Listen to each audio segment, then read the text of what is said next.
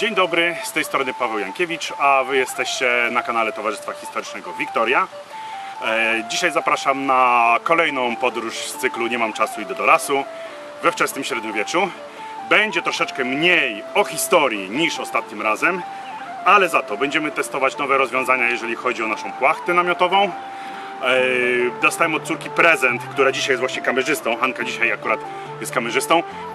Dostałem prezent, który będę się chciał pochwalić i będziemy go też testować. I oprócz tego spróbujemy ugotować coś koszernego tym razem. Tam na życzenie w poprzednim filmie jeden post był taki, że szkoda, że nie ma koszernego jedzenia, więc dzisiaj postaram się zrobić coś koszernego, taką podstawę kuchni słowiańskiej. Zobaczymy, czy mi się uda. No i zapraszam na odcinek, także do zobaczenia później.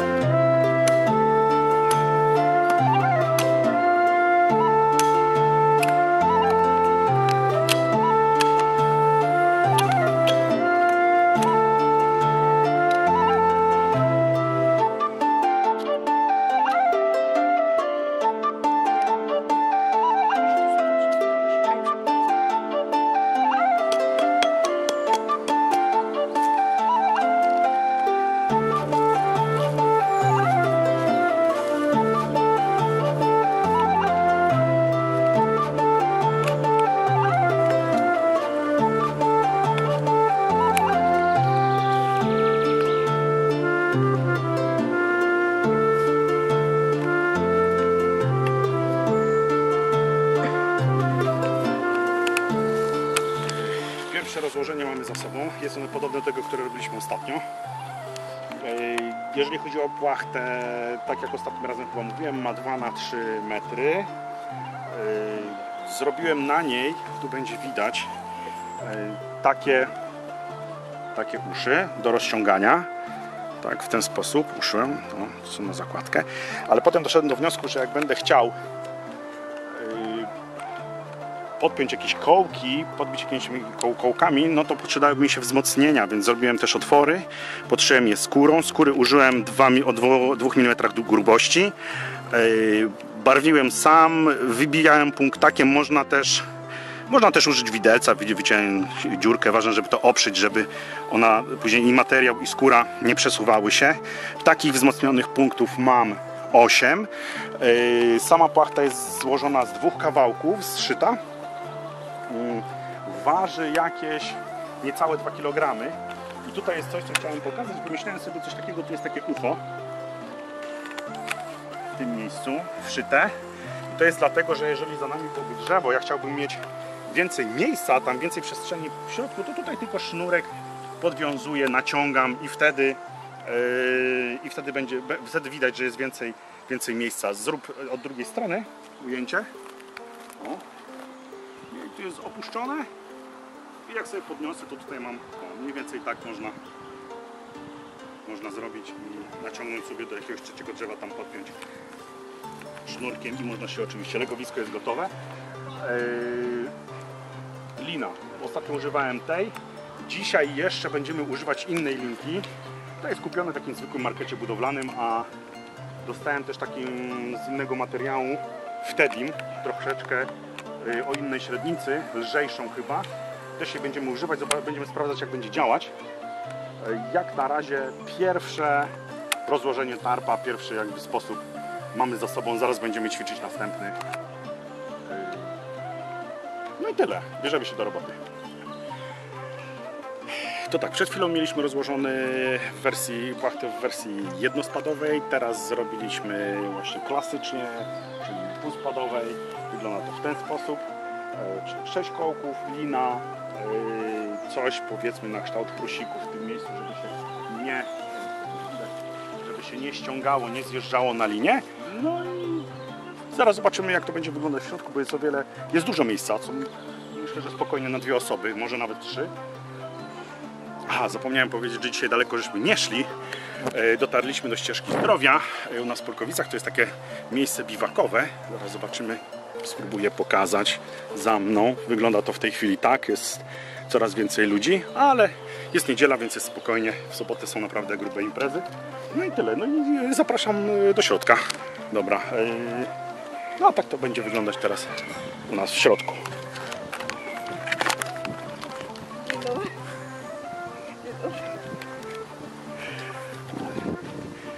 No, tak jak widać, spokojnie 3 osoby nawet myślę, że się spokojnie by pomieściły. I zabieramy się do rozkładania na trzeci sposób. To już będzie w zasadzie tylko zamiana tego dwuspadowego namiotu z takim baldachimem, powiedzmy. Także to już za chwilę. Naszą płachtę mamy rozwieszoną na ostatni sposób, jaki dzisiaj planowaliśmy.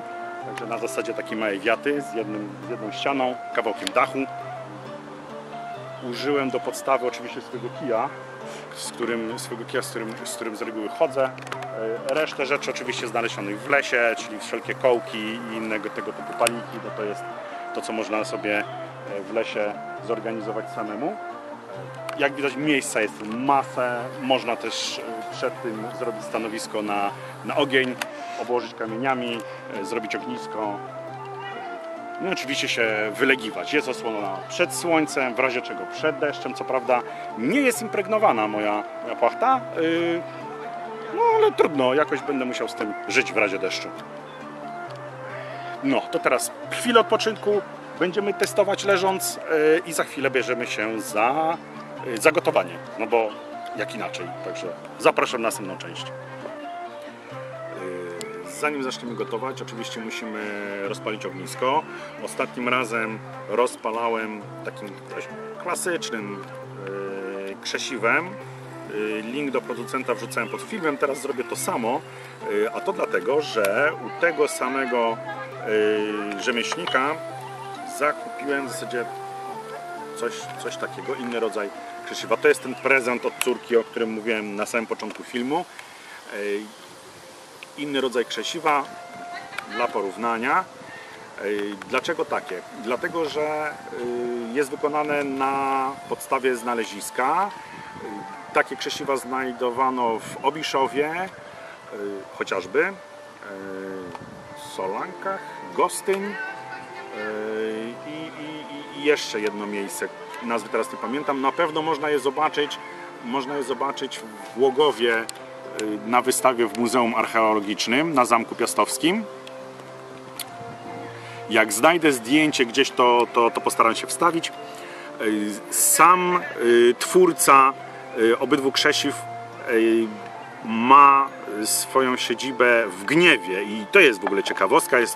W Gniewie to jest miejscowość między Tczewem a Gdańskiem, gdzie jest świetny, naprawdę wspaniały, dobrze zachowany średniowieczny zamek krzyżacki, od którego w ogóle zacząłem historię z rekonstrukcją i ze średniowieczem te kilka ładnych lat temu. Są tam świetne imprezy, na pewno 2. O miecz Jana III Sobieskiego i to jest średniowieczna i XVII-kowa Via Vaza, na które zapraszam, bo naprawdę to jest świetne widowiska, bardzo fajnie się ogląda, bardzo mili ludzie, samo miasteczko ma zachowany taki klimat czy układ średniowieczny, także polecam. Jeżeli będziecie gdzieś w Malborku, w Gdańsku, w okolicy gdzieś tam się będziecie kręcić, to zapraszam, na pewno wstąpcie. No i tyle, bo rozgadałem się o Gniewie, a teraz spróbujemy rozpalić ogień właśnie za pomocą tego krzesiwa i weźmiemy się już wreszcie za gotowanie. Obiecaliśmy, że będziemy gotować coś koszernego tym razem, więc zaczynamy od takiego top one, jeżeli chodzi o listę przebojów kulinarną Słowian, czyli od podpłomyków. Będę znowu robił pierwszy raz w życiu, nie wiem jak wyjdzie, mam nadzieję, że się uda. Podstawa, czyli mąka, można używać każdej, można dodać ziół do niej. Jak był ktoś bogaty, to mógł dodać soli, wtedy były słone. Jeżeli dodało się miodu, no to wtedy były słodkie. No i tyle, wyrabiamy ciasto, czyli sama woda i sama mąka. Damy tego więcej, żeby było bardziej. Nie wiem jak to powinno wyglądać ostatecznie, jak mi to wyjdzie ostatecznie, bo same ciasto powinno być takie jak na, nie wiem, jak na makaron, powiedzmy. Takie powinno się zrobić. Nie mam dużej specjalnej miski na to. Dopiero się będę w nią zaopatrywał. Zobaczymy jak mi to wyjdzie. Na razie jeszcze trochę damy. Jeszcze trochę damy ręki.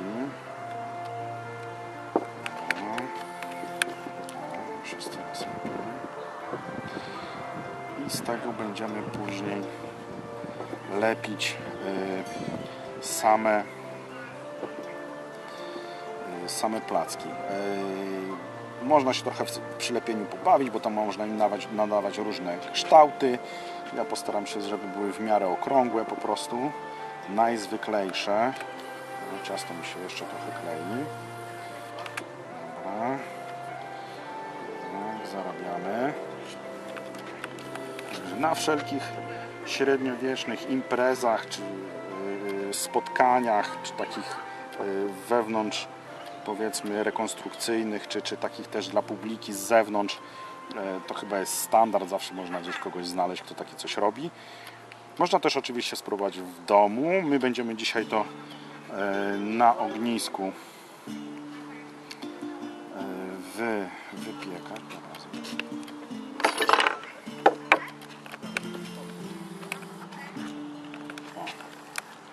Tak wygląda podpłomyk już wykonany. Na razie będziemy je odkładać na bok, a później będziemy wrzucać na patelnię. Co prawda nie dorobiłem się jeszcze patelni takiej koszernej, ale wszystko w swoim czasie, nie od razu Rzym zbudowano. Oczywiście na podpłomyk później mogą być różne dodatki na zasadzie tam, nie wiem, przysmażonej kiełbasy, sera na przykład, czy jak ktoś woli na słodko, więc może też miodem właśnie smarować. Jak najbardziej, nie ma najmniejszego problemu. Miks pełen. My dzisiaj na słodko nie będziemy robić. Raczej zrobimy takie podpłomyki właśnie z kiełbaską. Ale to ważne, żeby wyszły. Nie muszą być jakoś specjalnie grube.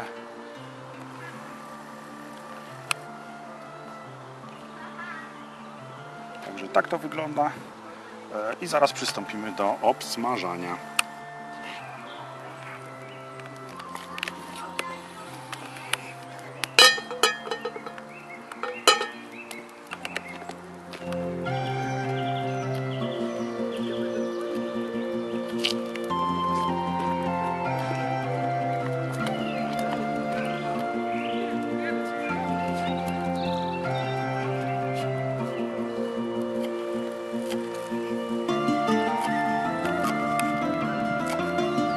No to sprawdzamy.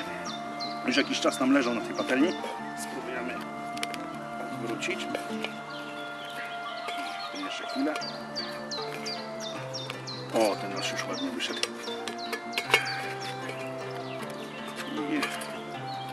No i czekamy, aż druga strona się nam przypiecze. I mam nadzieję, że będą gotowe. Zaraz będziemy je konsumować i oczywiście wjedzie druga partia. A potem będziemy jeszcze jakieś dodatki, no bo tak nie może być, żeby trzeba jeść ze smakiem. Sprawdzamy. Ok. No, to druga partia naszych podpłomyków jest gotowa. Teraz czas na dodatki. Musi być kiełba, musi być mięso. Bez mięsa nie ma jedzenia.